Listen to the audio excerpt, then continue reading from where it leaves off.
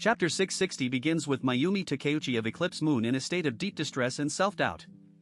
Her prized prophetic ability, the Takeuchi Scroll, has inexplicably failed, its effects seemingly erased.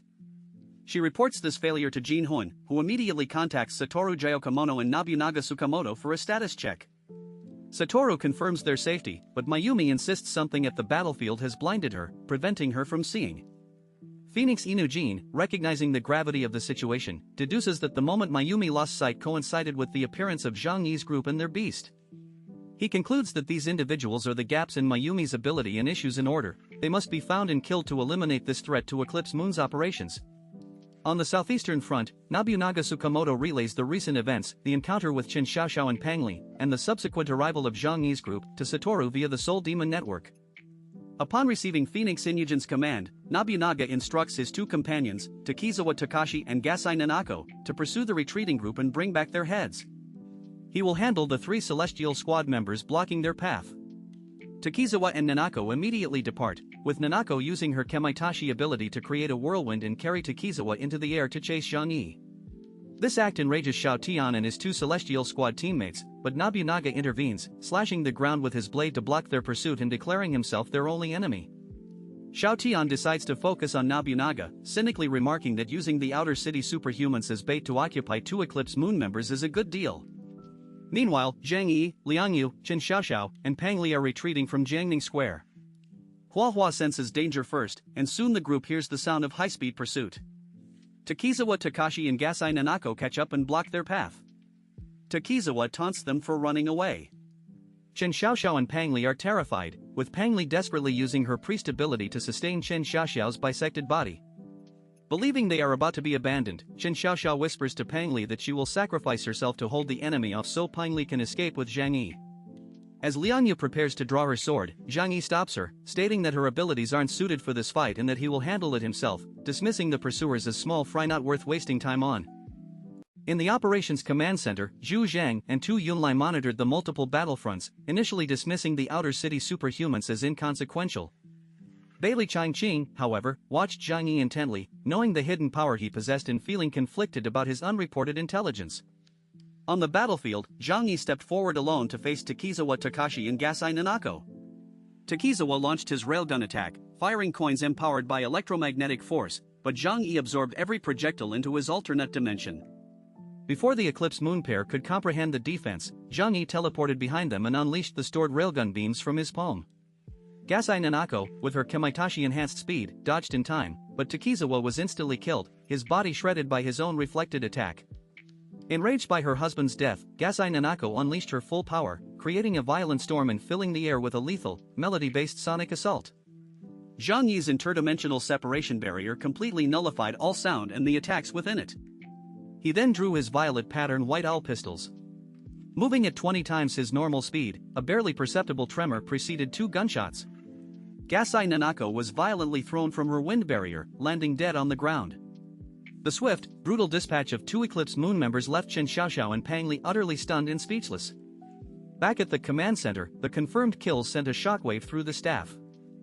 Zhu Zhang, his expression shifting from indifference to sharp focus, immediately issued a new order through the communicator. He commanded Zhang Yi to proceed to the northern front at once to support Vice Captain Liao Honlei, whose situation was reported as dire. Zhang Yi acknowledged the order, stored the two corpses in his spatial storage, and prepared to move out alone. Simultaneously, Zhu Zheng ordered Liang Yu, Hua Hua, and the injured Qin Xiaoxiao, who was being sustained by Pang Li's priest ability, to immediately retreat and return to their armed helicopter to await further instructions, clearing them from the active battlefield. Zhang Yi coldly ensures Gasai Nanako's death, firing additional shots into her heart and neck, decapitating her. He then stores both her and Takizawa Takashi's bodies in his alternate dimension for later processing, unconcerned with immediately absorbing their abilities. This entire event is witnessed by monitoring staff in the Operations Command Center. A staff member reports to Zhu Zhang that Zhang Yi has killed two Eclipse Moon members. The news shocks Zhu Zhang, Lan Xinqing, Tu Yulai, and Bailey Changqing, as this is the first confirmed kill of an Eclipse Moon member in the entire battle. They review the footage, seeing the aftermath and the corpses. The staff member notes the battle ended incredibly fast, with Zhang Yi acting alone. Zhu Zhang and Tu Yulai realize this indicates an absolute difference in strength, confirming the Eclipse Moon members were not weak. Bailey Changqing watches with a knowing smile, thinking Zhang Yi's caution makes him constantly full of surprises. The moment is interrupted by urgent alarms. The situations on both the northern and western fronts are reported as dire, with Liao Honglei specifically mentioned as being in trouble. Zhu Zhang is alarmed, asking about Deng Shintong's whereabouts. Tu Yunlai explains Deng Shintong has gone out alone to eliminate the enemy's main force. Zhu Zhang stresses that even if successful, heavy losses to the Celestial Squad are unacceptable, lamenting the depleted state of their other elite teams. His gaze then falls back on Zhang Yi's image on the screen. Seeing an opportunity, Zhu Zhang immediately contacts Zhang Yi and orders him not to retreat but to proceed to the nearest northern front to provide support. The others in his group are to return. Zhang Yi calmly agrees. He reasons that with the Celestial Squad deployed, following orders is acceptable as long as it's not too dangerous, adopting a passive, compliant attitude confident in his own survival. He instructs Liang Yu to take Hua Hua, Chen Xiaoxiao, and Pang Li back to the armed helicopter. Liang Yu offers to accompany him, but Zhang Yi refuses, stating her current supernatural strength is insufficient against foes like Eclipse Moon, though he internally notes he needs to find a way to enhance her abilities soon to make her a more useful right hand. Liang Yu is displeased at being called weak but blushes at Zhang Yi's subsequent gentle tone telling her to be a good girl.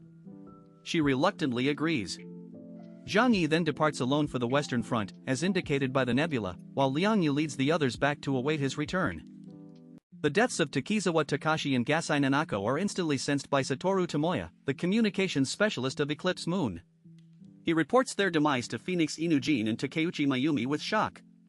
Mayumi, who had been using her Takeuchi scroll to divine fortunes, is terrified and in denial, screaming that her prophecy for the two was extremely auspicious and cannot be wrong.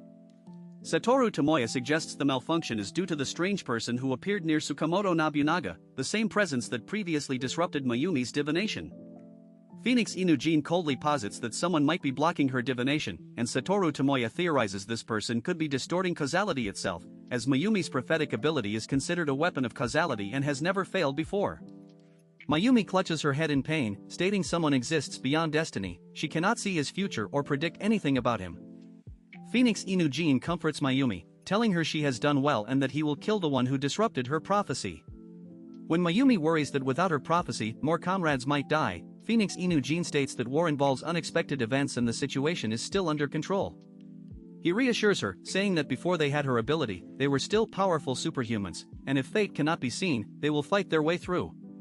A chilling fighting spirit flashes in his eyes, and he finds this unexpected turn of events exciting.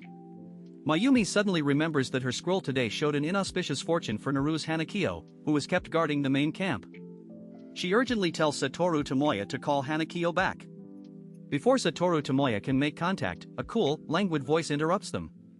A tall, handsome man with flowing silver hair emerges from the mist, holding the half-dead body of Naru's Hanakyo. Takeuchi Mayumi cries out Hanakyo's name. Phoenix Inujin's eyes narrow, recognizing the opponent's formidable strength for having subdued their ninja without an alarm. He identifies the man as Deng Shintong, captain of the Celestial Squad. Deng Shintong smiles, acknowledging that even Japanese Ronin know his name, and remarks it's better than some from a small seaside town. At the Blizzard City Command Center, Commander Zhu Zhang orders the footage of Deng Shintong maximized, recognizing this as the pivotal battle between leaders. Deng Shintong throws Naru's Hanakyo's body to the ground and states that with 4 Eclipse Moon members present, killing them all should end the farce. He asks which one is the commander-in-chief but dismissively waves his hand, saying it doesn't matter since they will all die anyway. Phoenix Inujin lowers his head, his body trembling. When Deng Shintong mockingly asks if he is scared, Phoenix Inujin raises his head with a maniacal laugh, his eyes gleaming with crazed excitement.